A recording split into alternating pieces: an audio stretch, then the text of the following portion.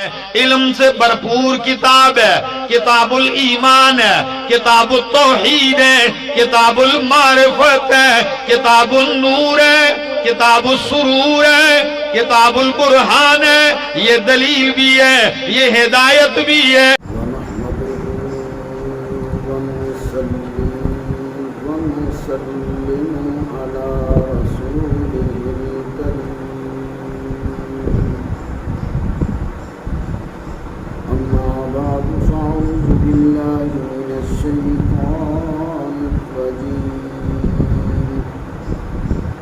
بسم اللہ الرحمن الرحیم وفدیناہ بذبح عظیم سبحان ربک رب العزة عما یصفون وسلام على المرسلين والحمد لله رب العالمين۔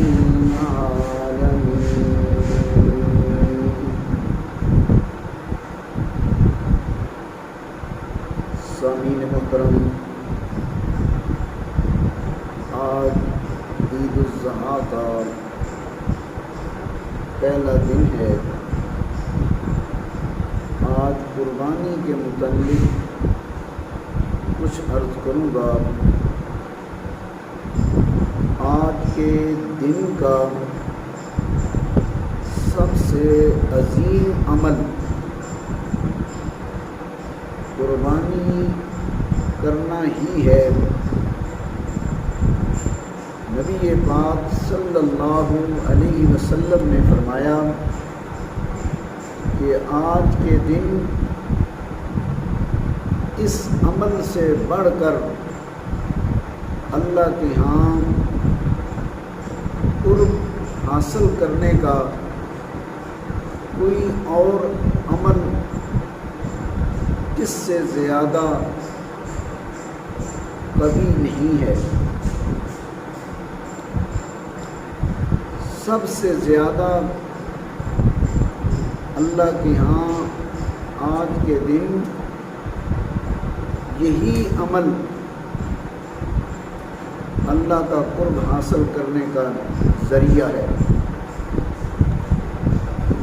آج ہمیں فدیہ یاد رہا۔ اس قربانی کا جو فدیہ تھا، دمبا ذبح کرنا، یہ فدیہ ہے۔ اصل قربانی وہ باپ بیٹے کا اللہ کی رضا کے لیے متحد ہو جانا، تیار ہو جانا، اصل قربانی یہ تھی کہ حکم خدا بندی کے سامنے سر خم تسلیم کر لینا قربانی یہ ہے۔ آج ہم قربانی کو بھول چکے ہیں اور فدیہ کو ہم نے یاد رکھا ہوا ہے۔ فدیہ پہ عمل بھی ہو رہا ہے اور یہ عمل کرنے میں بھی ہم بخل سے کام لیتے ہیں۔ اپنے گھر میں بہو کے لیے زیور الگ ہوگا، بیٹی کے لیے زیور الگ ہوگا، باپ کی اپنی گاڑی ہوگی، بیٹے کی اپنی گاڑی ہوگی۔ رہائش کے لیے باپ کا الگ سیٹ ہوگا، بیٹے کا الگ سیٹ ہوگا، لیکن قربانی کے لیے سارے متفق ہو جاتے ہیں کہ ایک ہی قربانی سب کی طرف سے۔ حالانکہ جب گھر کے جتنے افراد صاحب نصاب ہیں ان سب پر الگ الگ قربانی واجب ہے، ان سب کو قربانی کرنی چاہیے۔ جب ان کی ملکیت الگ الگ ہے، مالی پوزیشن مضبوط ہے، تو انہیں الگ الگ اپنے حصے کی قربانی کرنی چاہیے۔ اور اس میں بھی دیکھیے کہ ہم کس طرح بخل سے کام لیتے ہیں اور میرا رب کس طرح کرم سے کام لیتا ہے، لطف و عنایت سے کام لیتا ہے۔ ہم تقسیم کرتے ہیں ایک جانور کو 7 حصوں میں،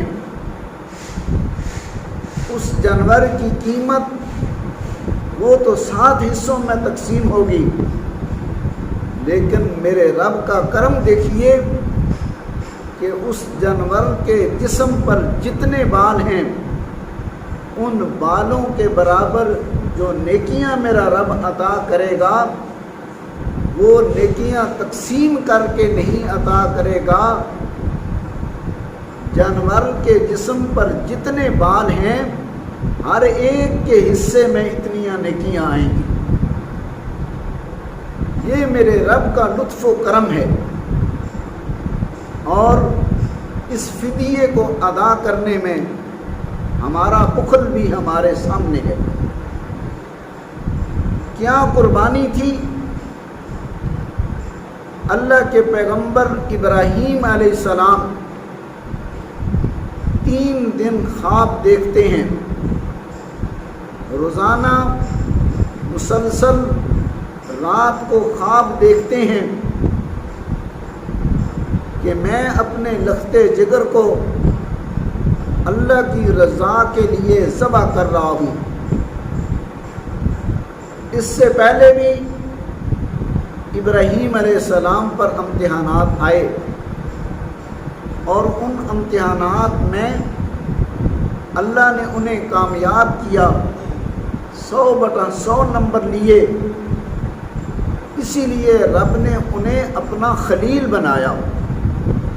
وَاتَّخَذَ اللَّهُ إِبْرَاهِيمَ خَلِيلًا، اللہ نے ابراہیم علیہ السلام کو اپنا دوست بنایا اس وجہ سے کہ انہوں نے اپنی جان آپ کے حوالے کر دی، انہوں نے اپنی اولاد اس کے گلے پہ چھری چلانے کے لیے تیار ہو گئے۔ وہ تھے جنہوں نے اپنا مال مہمانوں کے لیے قربان کر دیا، وہ تھے جن کے دل میں سب سے زیادہ رحمان کی محبت تھی، تمام محبتیں انہوں نے قربان کی، وطن کی محبت، بیوی کی محبت، بچے کی محبت، مال کی محبت، جب سب کچھ قربان کیا تو پھر رب نے اعلان کیا کہ میرا ابراہیم میرا دوست ہے، تب انہیں یہ مقام نصیب ہوا۔ باقی امتحان ابراہیم علیہ السلام اکیلے دیتے رہے، یہ امتحان ایسا تھا کہ اس امتحان میں وہ اکیلے نہیں تھے بلکہ بیٹا بھی شامل تھا، اور بیٹے کی رضا بھی مطلوب تھی کہ میں تو تیار ہوں، پتہ نہیں بیٹا میرا تیار ہوتا ہے یا نہیں۔ اس لیے وہ اپنے بیٹے سے اپنے خواب کا تذکرہ کرتے ہیں، یا بنیا، اے میرے بیٹے، انی ارا فی المنام، میں دیکھتا ہوں نیند میں، انی اذبحو کا، یہ کہ میں تجھے قربان کر رہا ہوں، فانظر ماذا تری، دیکھ تم کیا دیکھتا ہے، تیری رضا کیا ہے؟ بیٹا سمجھ گیا کہ قربانی جس کی لی جاتی ہے وہ اللہ کو محبوب چیز ہوتی ہے، تب ہی اللہ اس کی قربانی لیتے ہیں۔ گویا میں اللہ کا محبوب ہوں، اللہ نے اگر میری قربانی مانگی ہے تو اسماعیل علیہ السلام فرماتے ہیں یا ابت افعل ما تؤمر ستجدنی انشاءاللہ من الصابرین۔ اے میرے ابا، اللہ نے آپ کو جو حکم دیا ہے آپ وہ کر گزریں۔ کر گزرنے کا پہلے ذکر ہے اور جو حکم دیا گیا ہے اس کا بعد میں ذکر ہے، یعنی بیٹے کے دل کے اندر یہی خواہش تھی کہ اے میرے ابا، اللہ نے جو حکم دیا اسے کر گزریں، اور آپ انشاءاللہ اگر اللہ نے چاہا تو مجھے صابر پائیں گے۔ جب دونوں باپ بیٹا تیار ہو جاتے ہیں، فلما اسلما وتلہ للجبین، جب دونوں تیار ہو جاتے ہیں، ایک ذبح کرنے کے لیے دوسرا ذبح ہونے کے لیے تیار ہو جاتے ہیں اور اسے پہلو کے پل لٹا دیا جاتا ہے، تو اللہ کی طرف سے اعلان ہوتا ہے قد صدقت الرؤیا، آپ نے اپنا خواب سچ کر دکھایا۔ اے ابراہیم، آپ کامیاب ہو گئے۔ اصل قربانی باپ اور بیٹے کا اللہ کی رضا حاصل کرنے کے لیے مستعد ہو جانا، تیار ہو جانا، یہ قربانی تھی۔ آج ہم اللہ کے احکامات کو پورا کرنے کے لیے تیار ہیں۔ ہماری اولاد، ہمارے رشتہ دار، ہماری فیملی اللہ کے احکامات کو پورا کرنے کے لیے تیار ہیں، تو پھر ہم نے قربانی کا حق ادا کر دیا۔ یہ تو فدیہ ہے، فدیے کے لیے تو ہم تیار ہیں، لیکن اصل قربانی ہے حکم خدا بندی پر سر خم تسلیم کرنا۔ جن لوگوں نے حکم خدا بندی پر سر خم تسلیم کیا ہے، اللہ رب العزت نے انہیں دنیا میں بھی کامیاب کیا اور مرنے کے بعد بھی وہ لوگ ہمیشہ ہمیشہ کامیاب ہوں گے۔ آپ دیکھیے سلیمان ابن ربی رحمۃ اللہ علیہ بہت بڑے تاجر ہیں، نفلی حج کے لیے روانہ ہیں اپنے قافلے کے ساتھ، بغداد کی گلیوں سے گزر رہے ہیں، دیکھتے ہیں کہ ایک عورت چھری لیے ہوئے اور ایک تھال لیے ہوئے ایک گلی کی طرف داخل ہو گئی ہے۔ قافلے کو چھوڑ کر اپنا رخ اس طرف کر لیتے ہیں، جا کر دیکھتے ہیں کہ وہ عورت ایک مردار کا گوشت کاٹ رہی ہے۔ اس نے وہ گوشت کاٹ کر اپنے تھال میں رکھا، اٹھ کر واپس ہونے لگی تو اسے پکڑ لیا۔ اے عورت، تو کون ہے اور یہ کیا کر رہی ہے؟ اس عورت نے کہا مجھ سے کچھ نہ پوچھیے گا، میرا تعلق خاندان نبوت سے ہے، میں مسلمان ہوں، 4 بچیاں ہیں میری، کئی دنوں سے فاقہ ہے گھر میں،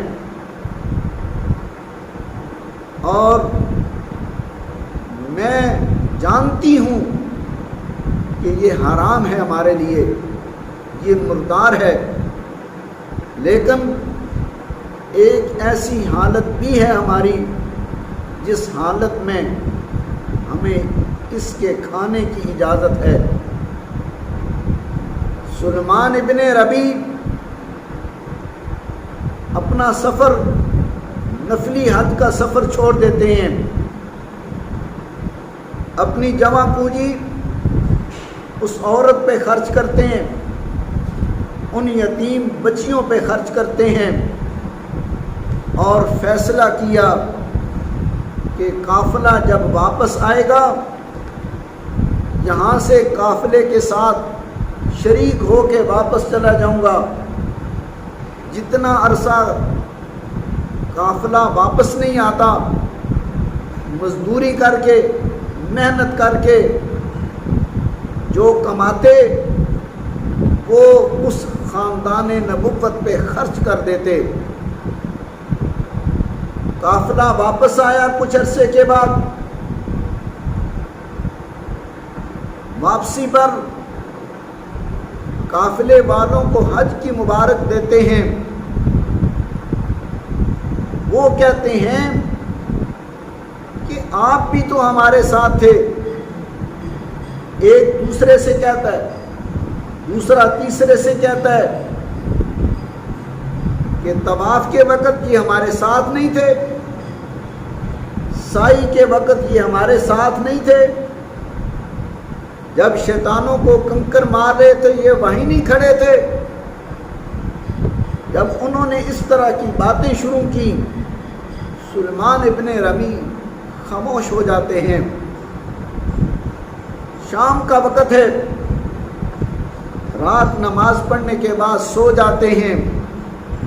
نبی پاک صلی اللہ علیہ وسلم کی زیارت ہوتی ہے۔ نبی پاک صلی اللہ علیہ وسلم نے فرمایا، سلیمان ابن ربیع، اللہ نے تیری صورت میں ایک فرشتے کو متشکل کر کے اس قافلے کے ساتھ روانہ کر دیا۔ تو میرے خاندان کی کفالت کے لیے رک گیا، اور وہ فرشتہ ان کے ساتھ چلتا رہا۔ اس نے طواف کیا، اس نے سارے ارکان ادا کیے، اور قیامت تک وہ فرشتہ یہ ارکان ادا کرتا رہے گا، رب تجھے حج کا ثواب عطا کرتا رہے گا۔ تو نے جو قربانی دی، اپنے مال کی قربانی دی، نفلی حج کی قربانی دی، اسے چھوڑ کر سب کچھ تو نے جو میرے خاندان پر قربان کر دیا، یتیم بچیوں پر تو نے قربان کر دیا، اس کا صلہ اللہ تجھے دنیا میں یہ دے رہے ہیں کہ تیری طرف سے ایک فرشتہ قیامت تک حج کرتا رہے گا، اللہ تیرے نامہ اعمال میں ہر سال کے حج کا ثواب لکھتے رہیں گے۔ آج ہمیں فدیہ بھی ادا کرنا چاہیے کہ اس میں ہمارے لیے اجر و ثواب ہے۔ صحابہ کرام نے پوچھا، یا رسول اللہ صلی اللہ علیہ وسلم، اس قربانی میں کیا ہے ہمارے لیے؟ آپ صلی اللہ علیہ وسلم نے فرمایا، یہ سنت ابیکم ابراہیم، یہ تمہارے دادا ابراہیم علیہ السلام کی سنت ہے، اور ہر بال کے بدلے میں اللہ تمہیں ایک نیکی عطا فرمائیں گے۔ اس میں تمہارے لیے یہ اجر و ثواب ہے۔ وہ نیکیاں جو تم عام حالات میں نہیں کر سکتے، تھوڑے سے وقت اور تھوڑی سی قربانی سے اللہ پاک تمہارے لیے اتنی زیادہ نیکیاں جمع کر لیں گے۔ لہٰذا اس عمل سے کسی مسلمان کو بھی محروم نہیں رہنا چاہیے اور بخل سے نہیں کام لینا چاہیے، بلکہ وہ جانور جو خوبصورت ہو اس کی قربانی دیں اور اللہ کی رضا کے لیے قربانی دیں، اور ابراہیم علیہ السلام کے نظریے کو سمجھتے ہوئے یہ قربانی دیں۔ اگر اس نظریے کے اندر اس سوچ میں آپ الگ ہیں تو پھر آپ کی قربانی قابل قبول نہیں ہوگی۔ وہی عقیدہ اور نظریہ ہونا چاہیے جو ابراہیم علیہ السلام کا تھا۔ آپ کی طرف سے جو سوالات آئے ہیں ان کے جوابات دینے کی میں کوشش کرتا ہوں۔ اسکرین پر جو نمبر ہے اس پہ آپ رابطہ کر کے مزید سوالات بھیج سکتے ہیں۔ نمبر 1 سوال ہے، وضو قبلہ رخ ہو کر کرنا لازم ہے؟ نہیں، یہ مستحب عمل ہے۔ آپ آسانی کے ساتھ اگر قبلہ رخ ہو کر سکتے ہیں تو کریں، اگر کریں گے تو اجر و ثواب ہے، نہیں کریں گے تو کوئی گناہ نہیں۔ یہ عمل سنت نہیں، مستحب عمل ہے، اور مستحب عمل کو کرتے ہوئے اگر آپ اس پر ہمیشگی اختیار کریں گے تو یہ بدعت کے زمرے میں آ جائے گا۔ نمبر 2 سوال ہے، گناہ اور حرام میں کیا فرق ہے؟ گناہ کی آسان تعریف آپ سمجھ لیں کہ گناہ کس چیز کو کہتے ہیں۔ نبی پاک صلی اللہ علیہ وسلم نے اپنے ایک فرمان مبارک میں نیکی اور گناہ کی بڑی خوبصورت تعریف کی ہے۔ البر حسن الخلق، اچھا اخلاق نیکی ہے۔ یہاں اچھے اخلاق کی تعریف کی گئی ہے، اسے نیکی میں شمار کیا گیا ہے۔ اچھا اخلاق ایک ایسی صفت ہے کہ اگر آدمی اجنبی لوگوں میں ہو اور اچھے اخلاق کے ساتھ رہ رہا ہو تو وہاں اپنائیت پیدا کر سکتا ہے، اور اگر اخلاق اچھا نہیں تو اپنوں میں بھی آدمی اجنبی لوگوں کی طرح رہ رہا ہوتا ہے، اور اس چیز کی بہت ہی زیادہ کمی ہے ہم لوگوں میں۔ والاسم ما حاک فی صدرک، گناہ وہ ہے جو آپ کے دل میں کھٹکے، جس کے کرتے ہوئے آپ شرم محسوس کر رہے ہوں۔ وَكَرِهْتَ أَن يُتْلَعَ عَلَيْهِ النَّاسِ، اور آپ اس کو پسند نہ کریں کہ لوگوں کو یہ پتہ چل جائے، جسے آپ لوگوں کے سامنے نہیں کر سکتے، کرتے ہوئے آپ کا دل کانپتا ہے، کھٹکا محسوس ہوتا ہے، ڈرتے ہیں آپ، تو وہ گناہ ہے، اس سے آپ بچیں۔ گناہ کی پھر 2 قسمیں، ایک ہے معمولی گناہ جسے گناہ صغیرہ کہتے ہیں، ایک ہے گناہ کبیرہ جنہیں بڑے گناہ کہتے ہیں۔ یہی حرام اور حلال کی تعریف ہے۔ حرام بھی واضح ہے، حلال بھی واضح ہے، درمیان میں مشتبہات ہیں۔ اگر ان سے بھی آپ بچیں گے کہ جو چیز شبہ میں ڈالتی ہے، پتہ نہیں حلال ہے، پتہ نہیں حرام ہے، اس سے بھی اگر آپ بچیں گے تو آپ اپنی عزت بھی محفوظ کر لیں گے اور اپنا ایمان بھی محفوظ کر لیں گے۔ لہٰذا گناہ کو سمجھنے کے لیے اس تعریف کو آپ اپنے ذہن میں رکھیں کہ جسے کرتے ہوئے آپ شرم محسوس کریں، عار محسوس کریں، اور دل کے اندر کھٹکا محسوس کریں، اور اس چیز کو پسند نہ کریں کہ لوگوں کو یہ پتہ چل جائے۔ ایک بھائی نے سوال کیا ہے کہ میں جو کام کرتا ہوں محنت مزدوری، اس سے مجھے جو پیسے ملتے ہیں وہ میں اپنی بیگم کو دے دیتا ہوں، تو کیا قربانی مجھ پر فرض ہے یا بیگم پر؟ آپ کی بیگم قربانی دے گی، قربانی کے لیے رقم دے گی تو وہ آپ ہی کی رقم ہوگی، وہ آپ ہی کی طرف سے ہوگی۔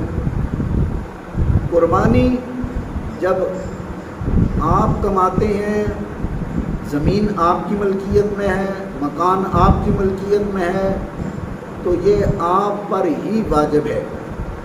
اگر بیوی کے پاس اس کی ملکیت میں اتنا زیور ہے کہ وہ صاحب نصاب بن جاتی ہے تو اس پر الگ سے ضروری اور واجب ہے، اور آپ پر الگ سے واجب اور ضروری ہے۔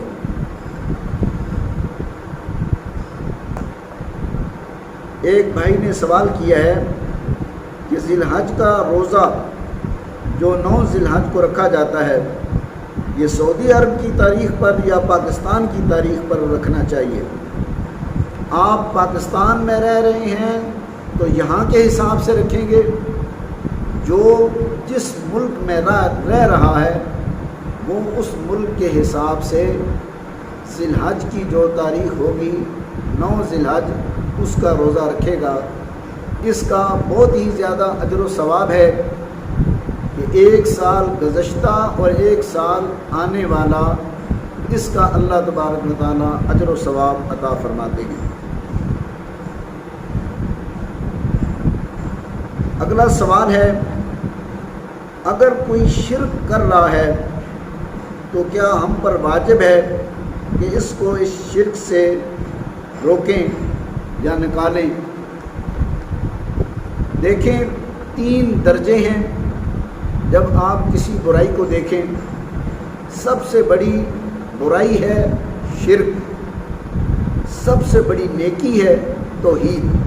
توحید کی دعوت دینا، شرک سے روکنا، امر بالمعروف اور نہی عن المنکر ہے۔ یہ